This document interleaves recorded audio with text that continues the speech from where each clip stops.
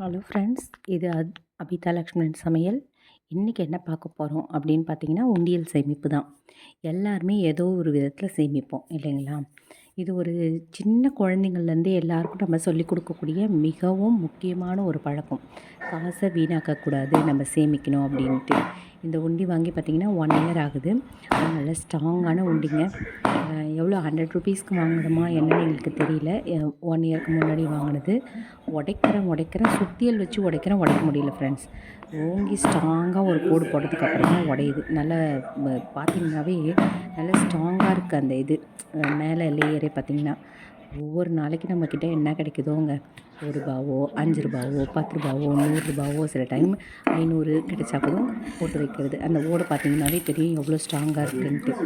எங்களால் முடிஞ்ச ஒவ்வொரு நாளும் இந்த சேமிப்பை நம்ம சேர்த்து வச்சுக்கிட்டே இருந்தோம். ஆனால் எல்லோரும் நினைக்கிறோம், என்னடா இது உண்டியலில் எவ்வளோ பெருசாக ஒரு அமௌண்ட்டு கிடச்சிடுமா? ஆனால் நம்ம போட்டால் தாங்க கிடைக்கும், போடலைன்னா கிடைக்காது. நம்ம ஏதாவது நம்ம கையில் மீறுறது, ஏதாவது கடைக்கு போயிட்டு வந்து மீறுற காசுங்களை நம்ம என்ன பண்ணணும், உண்டியில் ஒரு சேமிப்பாக நம்ம சேர்த்து வைக்கலாம். ஏன்னா நம்ம பர்ஸில் நம்ம வேறு எங்கேயாவது வச்சுருந்தோன்னா கண்டிப்பாக எடுத்து செலவு பண்ணுவோம். உண்டின்னும்போது உடைக்கும்போது மட்டும்தான் நம்ம எடுக்க முடியும். அதுக்குன்னு சொல்வீங்க, நம்ம எடுக்கலாமே எப்படியா இருந்தாலும் அப்படின்ட்டு. அப்படி கிடையாது. நம்ம ஒரு சேவிங்ஸுன்னு பண்ணுறது வந்து ஒரு நல்ல பழக்கம் இல்லைங்களா? நம்மளுக்கு தேவைப்படும் பொழுது அந்த காசை எதுக்காவது நல்ல ஒரு பயன்பாட்டுக்காக எடுத்து செலவு பண்ணிக்கலாம்.